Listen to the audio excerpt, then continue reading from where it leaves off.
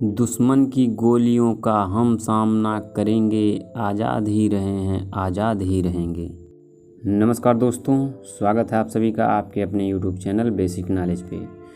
दोस्तों, आज की वीडियो में हम लोग बात करने वाले हैं चंद्रशेखर आज़ाद जी के बारे में। ऐसी विचारधारा के समर्थक अमर शहीद चंद्रशेखर आज़ाद का जन्म 23 जुलाई 1906 को अलीराजपुर के भावरा ग्राम में हुआ था, जो मध्य प्रदेश में पड़ता है।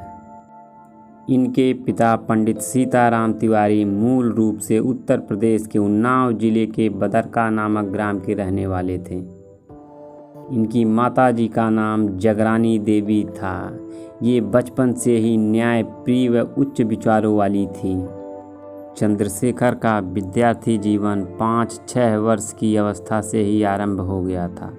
ये अपने बड़े भाई सुखदेव के साथ गांव की पाठशाला में पढ़ने जाया करते थे। जब ये 14 वर्ष के हुए तो माता पिता से काशी जाकर शिक्षा ग्रहण करने का आग्रह किया, परंतु माता पिता की अनुमति न मिलने पर बिना बताए ही अध्ययन हेतु काशी चले गए।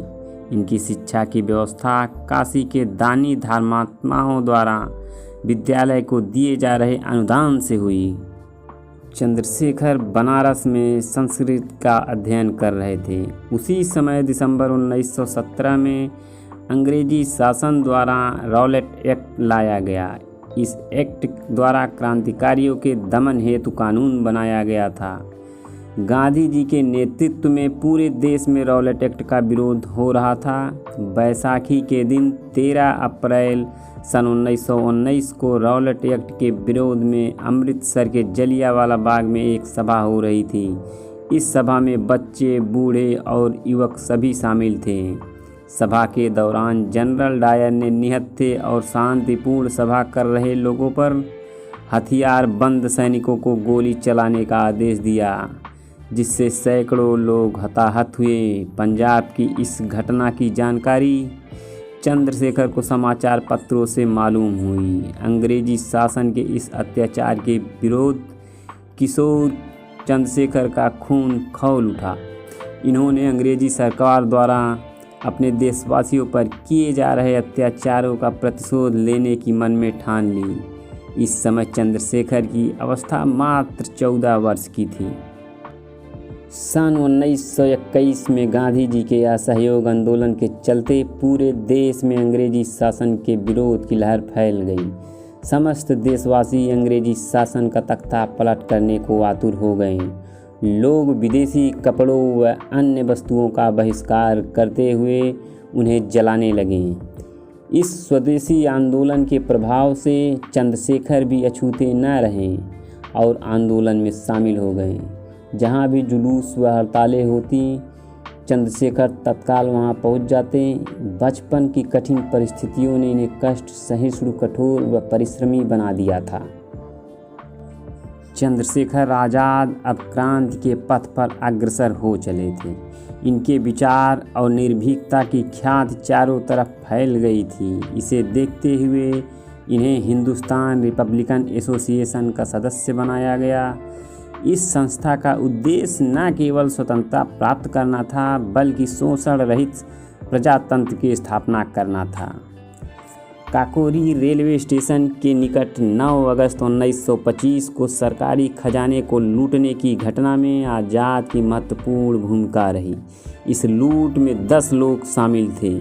इनके अधिकांश साथी पकड़े गए और कुछ को फांसी की सज़ा दी गई, किंतु आज़ाद की छाया तक को पुलिस न छू सकी। साइमन कमीशन के विरोध में सन 1928 में हुए प्रदर्शन में पुलिस की लाठी की मार से लाला लाजपत राय की मृत्यु हो गई, जिसके प्रतिशोध के लिए पुलिस अधिकारी सैंडर्स की हत्या की योजना बनाई गई। इस योजना का नेतृत्व चंद्रशेखर आज़ाद ने किया। इस योजना में आज़ाद के साथ भगत सिंह एवं राजगुरु थे। सैंडर्स की हत्या के लिए अंग्रेजी शासन किसी को भी नहीं पकड़ सका। आज़ाद इस कार्य के बाद लाहौर से बाहर चले गए। और वहाँ आज़ाद ने समय बीतने के साथ एक नए क्रांतिकारी दल का गठन किया जिसका नाम हिंदुस्तान सोशलिस्ट रिपब्लिक एसोसिएशन रखा गया। आज़ाद इस संगठन के आजीवन सेना नायक रहे। वह सदैव अंग्रेज़ सरकार की आँख की किरकिरी बने रहे, किंतु अंग्रेज़ सरकार उन्हें कभी पकड़ ना सकी। वह क्रूर शुक्रवार का दिन 27 फरवरी सन 1931 को आया, जब आज़ाद अल्फ्रेड पार्क, जो आजकल प्रयागराज में बनता है, में अपनी क्रांतिकारी साथियों के साथ मंत्रणा कर रहे थे। अंग्रेजी शासन को उनके अल्फ्रेड पार्क में उपस्थित होने की सूचना मिली।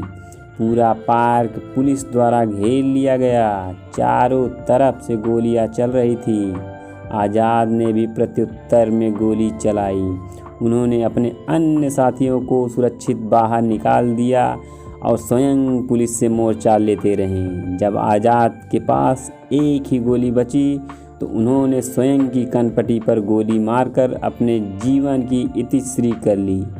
चंद्रशेखर आज़ाद ने पहले ही प्रतिज्ञा की थी कि वे कभी जीते जी अंग्रेज़ों के हाथ नहीं आएंगे। अंततः उन्होंने अपनी प्रतिज्ञा का मान रखा।